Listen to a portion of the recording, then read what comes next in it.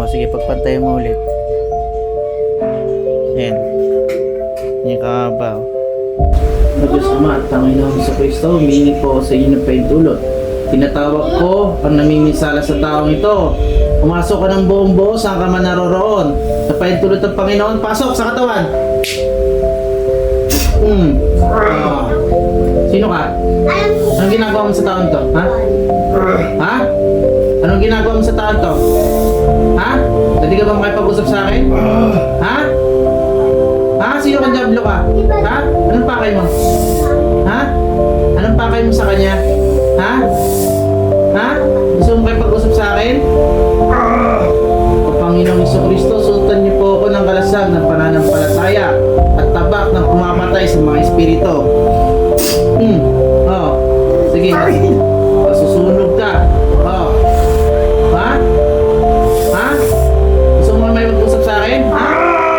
Ha? Gusto mo? Sa kapangyarihan ng Diyos at sa paintulot ng Panginoon, hinihiling ko na pababayin ng mga kirubin na nababalutan ng nagbabaga at nagliliyab ng mga apoy, masusunog ka.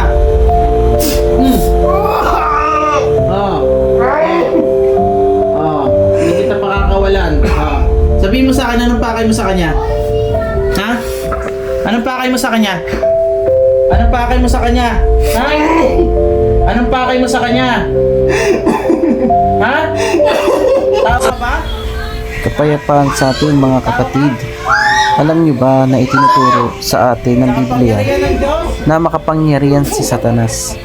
Siya ang pinakamataas ang posisyon sa lahat ng mga anghel na nagkasala. Dahil nakaya niyang kumbinsihin ang ikatlong bahagi ng bilang ng mga anghel na samaan siya sa kanyang rebellion. Kahit na pagkatapos ng pagkakasala ni Satanas, maging si Arkanghel Miguel ay hindi nagkumprontahin siya ng walang tulong mula sa Panginoon. Si Satanas ang pinuno ng kapangyarihan sa himpapawid, ang espiritong naghahari sa mga taong ayaw pasakop sa Diyos. Gayunman, may limitasyon ng kapangyarihan ni Satanas. Wala siyang kakayahan na basahin ang ating puso't isipan. Sa paghahari niya sa mundo sa libu-libong taon, nalalaman niya ang bawat kilos at mga gawain ng tao. Doon ginagamit niya ang kapangyarihan niya sa hangin para linlangin ang mga tao, para gumawa tayo ng mga kasalanan at maudyok tayo sa mga makmundong bagay. Kailangan ni Satanas at ng kanyang mga demonyo ng kakayahan na malaman ang lahat ng bagay upang basahin ang ating iniisip. At wala sila ng ganitong kakayahan. Ang Diyos lamang ang tanging may kakayahan na malaman ang ating iniisip. Gayunman, inoobserbahan ni Satanas at ng kanyang mga demonyo ang kilos at galaw ng mga tao sa libu-libong taon. Kaya tiyak na natutunan na nila ang maraming mga bagay tungkol sa ating paglipas ng mahabang panahon. Kahit na wala siyang kakayahan na basahin ang ating iniisip, maaari sila makagawa ng mga matalinong hula kung ano ang ating iniisip at tinatangka. Gagamitin niya ang kanyang kaalaman laban sa atin. Ito ang dahilan kung bakit tayo inutusan ni Santiago na magpasakop tayo sa Panginoon, magpasakop tayo sa Diyos, saka tayo sinabihan na labanan natin ang mga diablo. Kaya mas maigi na matuto tayo magdasal at hindi tayo mag-pray ha. sa kahit Alam niyo ang Ama namin? sa kahit anong pananggalang Kabisado? o proteksyon na ibibigay sa atin ng mga tao. Katulad ng mga medalyon, mga ribulto, at kung anong mga anting-anting. Tanging pananampalataya lang sa Panginoon ang makapagpapagaling sa atin at makapagliligtas sa atin sa kapangyarihan ng mga diablo. Kaya iwasan natin ang kanilang mga paninilang nakapangyarihan. Mas maigi magtiwala tayo ng buo sa Diyos at sa Panginoon.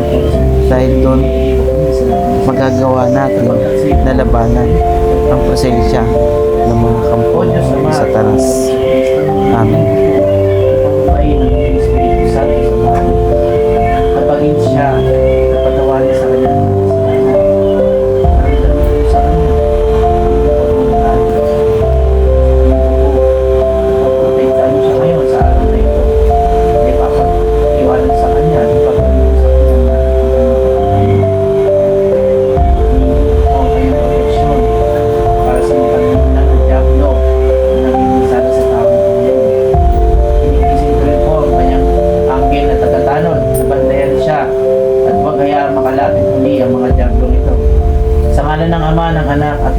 dito, saan?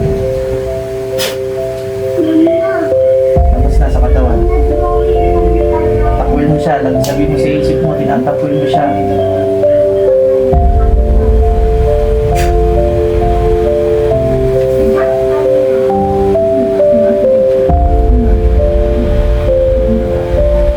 Alis na siya. Alis na.